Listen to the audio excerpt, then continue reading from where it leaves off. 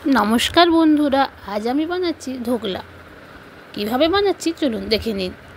আমি নিয়েছি 2 কাপের মতো বেসনটাকে আমি ছাঁকনা দিয়ে চেলে নিয়েছি। তারপর নিচ্ছি 2 চামচের মতো লেবুর রস, বড় চামচে 2 চামচ টক দই, আর দিয়ে দেব আমি একটু নুন। তারপর এগুলো আমি খুব ভালোভাবে মিক্স করব, কিন্তু তার আগে দিয়ে দেবো একটু মৌরি।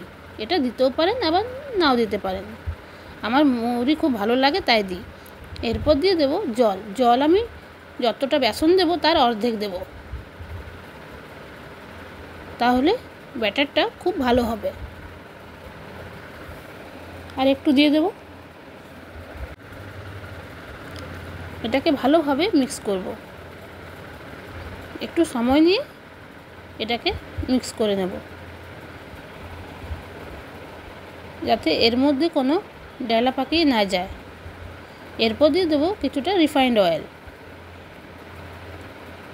1 চামচের মতো। তারপর আবার ভালোভাবে মিক্স করব। আর আমি দিয়ে দিচ্ছি 1 প্যাকেটের মতো ইনো। আপনারা ইনো না ব্যবহার করে খাবার সোডা ব্যবহার করতে পারেন, কিন্তু আমার কাছে ইনো ছিল তাই ইনো দিয়ে দিলাম। এরপর ভালোভাবে মিক্স করে নেব।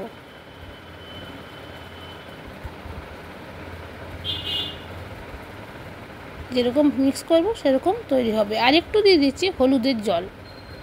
আপনারা হলুদও দিতে পারেন কালারের জন্য। জলে গুলে দিলে হলুদটা ভালো।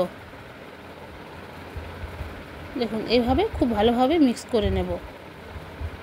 এরপর একটা কেক টিনে আমি একটু তেল লাগিয়ে এটাকে পুরো ঢেলে দিচ্ছি। আপনারা এমনি বাটি যে কোনো জায়গাতে দিতে পারেন।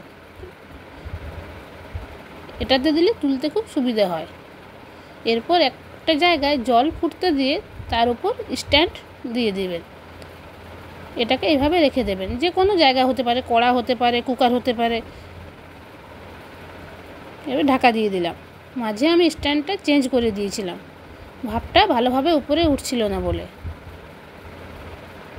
তার মধ্যে আমি একটা তড়কা প্যানে দিয়ে দিয়েছি একটু সর্ষের তেল, 2টো কাঁচা লঙ্কা, আর দিয়ে দেব 1 চামচের মতো কালো সর্ষে। এরপর দিয়ে দিলাম 10-12টা কারি পাতা।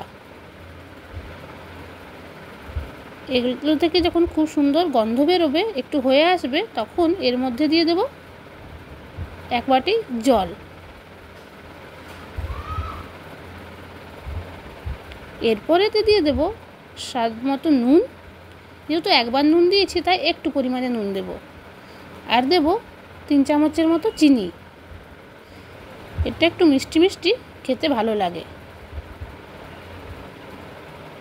তারপর আমি চিনিটা খুব ভালোভাবে মিক্স করে নেব। এটাকে একটু ফুটতে দেব যতক্ষণ না চিনিটা গলে যাচ্ছে একদম। এটাকে এবার ঠান্ডা হওয়ার জন্য নামিয়ে রেখে দেব। ধারগুলো তৈরি হয়ে গেছে, মাঝটা একটু মনে হচ্ছে হবে আবার। এরপর দেখুন তৈরি হয়ে গেছে। এবার আমি নামিয়ে নেব। হ্যাঁ, তৈরি হয়ে গেছে। এরকম স্ট্যান্ড আমি দিয়ে দিয়েছিলাম। খুব ভালোভাবে এটা ঠান্ডা হয়ে গেছে। এবার আমি এটাকে ধারগুলো এভাবে কেটে দেব, যাতে খুব ভালোভাবে উঠে আসে। ধারগুলো একটু ছাড়িয়ে নিলে খুব তাড়াতাড়ি উঠে আসবে। তার আগে কিন্তু খুব ভালোভাবে ঠান্ডা করে নেবেন। এরপর এইভাবে হালকা হাত দিয়ে চাপ দিলে এটা উঠে আসবে। এই দেখুন কি সুন্দর হয়েছে, কি জালি হয়েছে দেখুন, স্পঞ্জের মতো। এরপর এটাকে আমি অন্য প্লেটে নিয়ে নেব, বড় প্লেটে। তারপর কেটে নেব পিস পিস করে।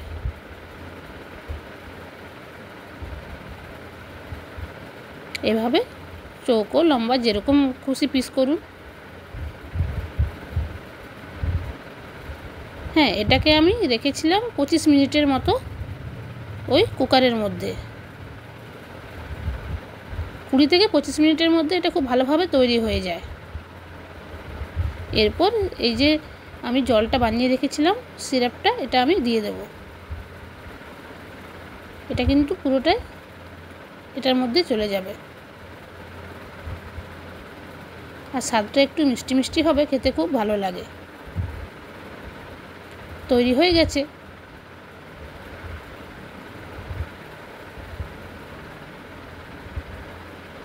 দেখুন কি স্পঞ্জের মতো হয়েছে, এটাকে এভাবে চিপলে বেরিয়ে আসছে। আর কি, এবার খাবার পালা।